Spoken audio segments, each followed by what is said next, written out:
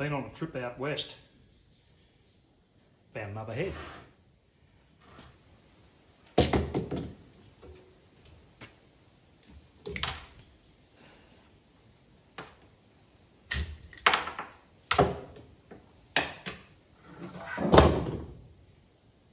A little bit of rough stuff around the end there, but shivers, they look good. Looks real good. Look at that. That is a perfect valve.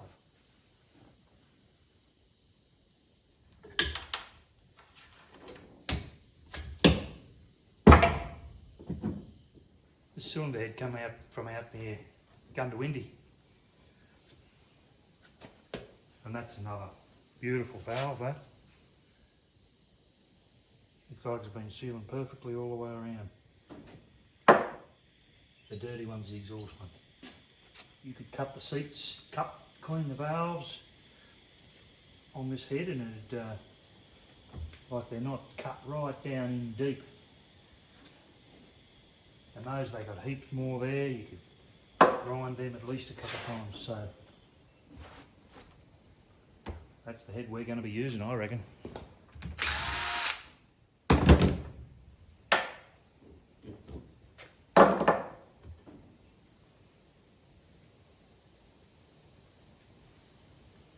That'll look pretty good too. Good old cleaner. That's all she needs. There's the cylinder head that's not too good. There's a cylinder head that's pretty good. And I think we'll end up putting that on this engine. I've been visiting, I've been shopping, and I found this engine. And currently at the moment, it's in way better condition.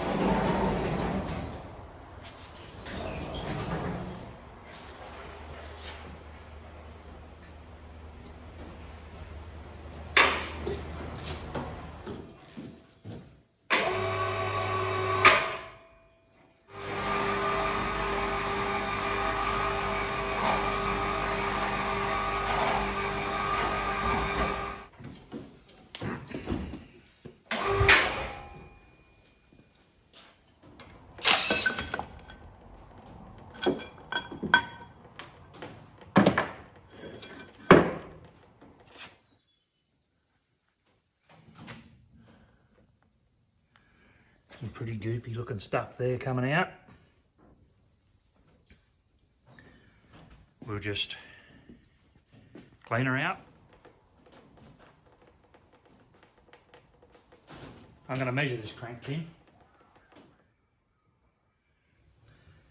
That crank pin is 1.990. I've got it taped up there to protect it because I want to keep it that way. And it's been ground, obviously, 10 thou. And I'll put this piston in there.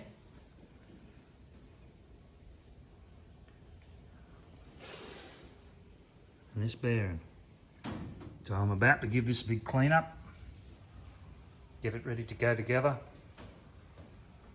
We'll be lapping this head. These valves here, clean this head up. That'll be the head that's going on, so. Yep. The bore's not amazing.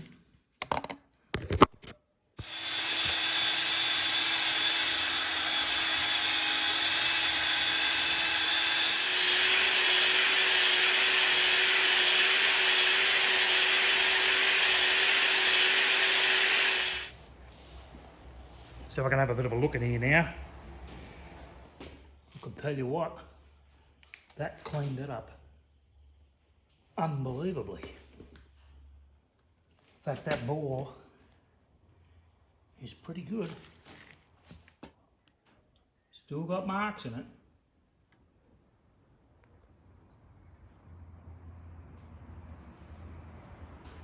That big thing down halfway down, which I can't explain. Examine the gap in the ring. If it is more than a 1/16 of an inch, renew the ring. So, and if the gap is less than 0.12, file the joint again until it is correct. 1/16 of an inch.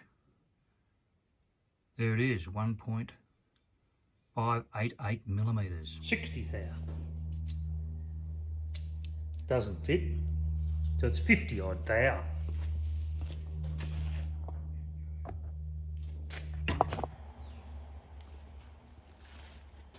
Okay, so this is what you got to do.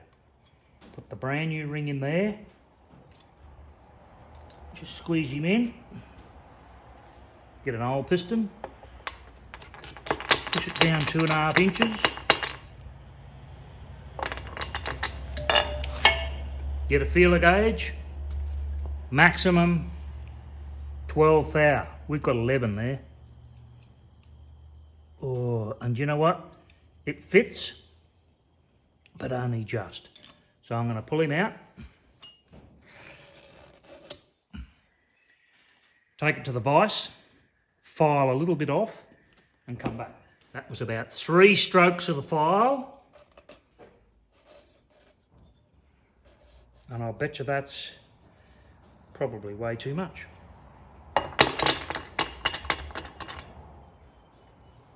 Now it fits through easy. 11, 12's not there, how would you be? We'll go with 13.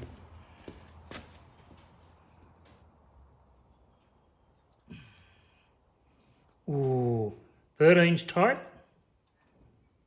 11's loose. I would say that's 12 thou.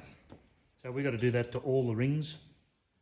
I forgot to take a picture of putting the piston.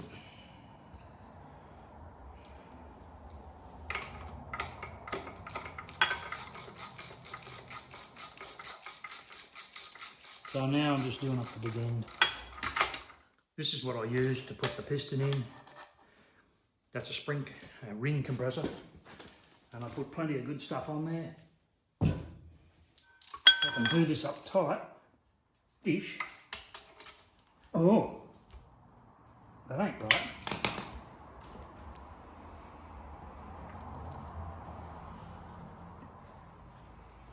Oh, maybe it is. There's definitely no play in that one.